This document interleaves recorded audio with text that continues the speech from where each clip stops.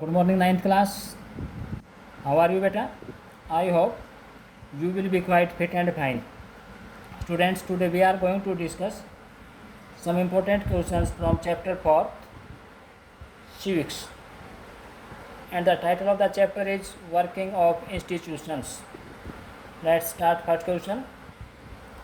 How is the President of India elected? कि भारत में राष्ट्रपति का चुनाव किस प्रकार से होता है? Let's find out. The President of India is elected indirectly by an electoral college. क्या कह रहे हैं कि भारत में जो प्रेसिडेंट का इलेक्शन है वो इनडायरेक्टली होता है एक प्रतिनिधि मंडल के द्वारा,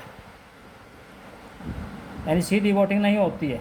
जनता इसके लिए सीधी डायरेक्ट वोटिंग नहीं करती है, पब्लिक नहीं चुनती। पब्लिक के चुने हुए जो रिप्रेजेंटेटिव हैं वो राष्ट्रपति के चुनाव में हिस्सा लेते हैं, केवल चुने हुए। ध्यान रखें इस बात का, नॉमिनेटेड नहीं होंगे। Elected members of both the houses of parliament, both the houses means Lok Sabha and Rajya Sabha, and elected members of legislative assembly, it means MPs of states constitute the electoral college. तो जो प्रतिनिधि मंडल है उसमें कौन शामिल होते हैं? दोनों हाउसेज के जो इलेक्टेड मेंबर्स हैं और लेजिस्लेटिव असेंबली के जो इलेक्टेड मेंबर्स हैं वही इसमें शामिल होते हैं। The voting is held on the basis of proportional representation by the single transferable vote system. तो इसको प्रोपोर्शनल रिप्रेजेंटेशन बोलते हैं। इसमें क्या होता है कि जो वोटर होता है या जो MP है या MLA है वो प्रेफरेंस देता है। मान लीजिए 4 कैंडिडेट इसमें चुनाव लड़ रहे हैं तो चारों को अपनी वोट वो कास्ट करता है। सपोज कीजिए कि प्रेसिडेंट के जो इलेक्शन है उसमें 8 जो कैंडिडेट हैं वो कॉन्टेस्ट कर रहे हैं और आप वोट डालने जाते हैं। मान लीजिए आप MP हैं या MLA हैं, तो आप क्या करेंगे कि आपका जो पसंदीदा जो कैंडिडेट है उसको आप फर्स्ट रैंक देंगे। उसके बाद जिसको आप पसंद करते हैं उसको, फिर 3, फिर 4, इस तरह से आप रैंक देते चले जाएंगे। ये प्रेफरेंस रहेगी आपकी कि आप कौन से को ज़्यादा पसंद करते हैं। और सबसे पहले जो फर्स्ट रैंक है, फर्स्ट प्रेफरेंस है, उनकी काउंटिंग होती है। अगर इससे फैसला नहीं होता तो फिर दूसरे की होती है। तो आप या जो भी वोटर होता है वो सभी कैंडिडेट्स को अपनी वोट कास्ट करता है, परंतु उसके ऊपर वरीयता लिखी होती है कि मेरी पहली पसंद ये है, इसके बाद मेरी दूसरी पसंद ये कैंडिडेट है, मेरी तीसरी पसंद ये कैंडिडेट है। और इस प्रकार से जितने भी कैंडिडेट्स हैं उनके सामने वो अपनी प्रेफरेंस दर्शाता है। और सबसे पहले फर्स्ट प्रेफरेंस से ही फैसला हो जाता है। अगर नहीं होता है फिर दूसरी प्रेफरेंस ली जाती है कि कितने कैंडिडेट्स ने कितने जो MP अथवा MLAs हैं, वोटर्स हैं, उन्होंने किस कैंडिडेट को कितने वोटर्स दिए हैं। और इसमें यहाँ पर जो वोट का मूल्य होता है बेटा वो भी अलग अलग होता है। वो वोट का मूल्य कैसे निकालते हैं कल हम आपको बताएंगे। नेक्स्ट है, what are the qualification required for election as president. कि प्रेसिडेंट के इलेक्शन कॉन्टेस्ट करने के लिए क्या क्वालिफिकेशन चाहिए, क्या योग्यता चाहिए। Let's find out. He should be a citizen of India. He must have completed the age of 35 years. Please note it. The age limit is for the election of president is 35. He must be qualified to be elected as member of the Lok Sabha. He must not be hold any office of profit under the government of India or any state government or local authority. तो लगभग same है, age limit 35।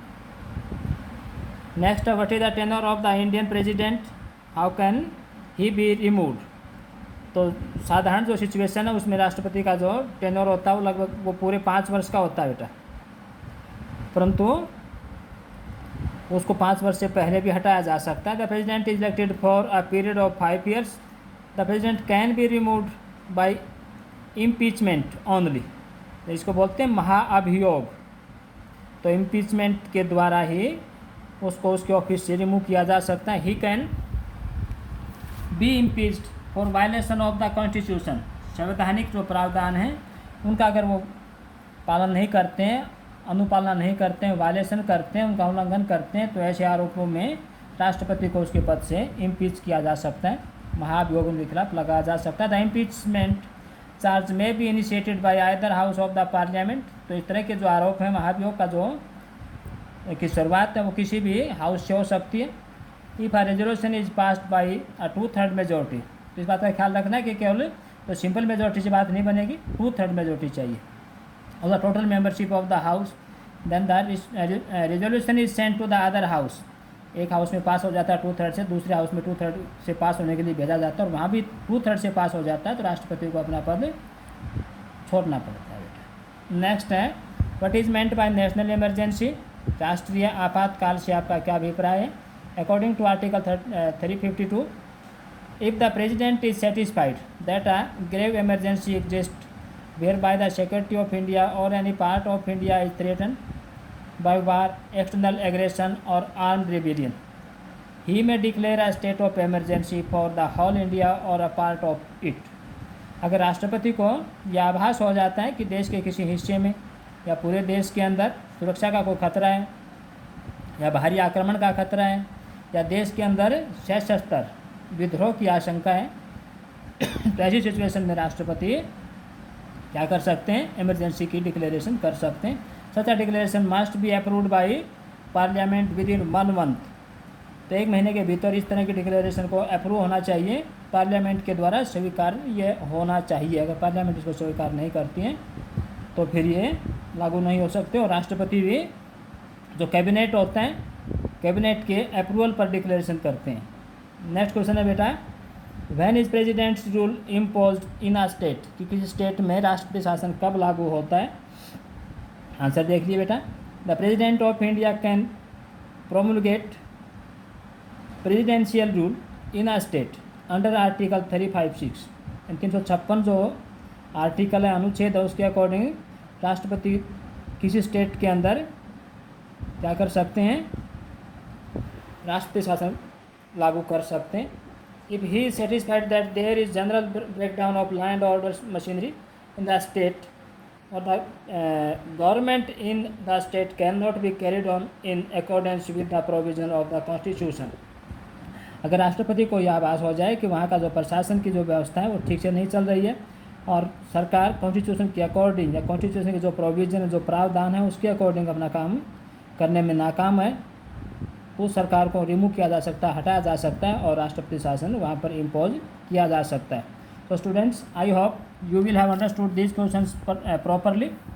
You will have to write down these questions and learn them properly. Respected parents are requested to help their wards in their study work and motivate them to complete their home assignments regularly. Thank you. Have a nice day.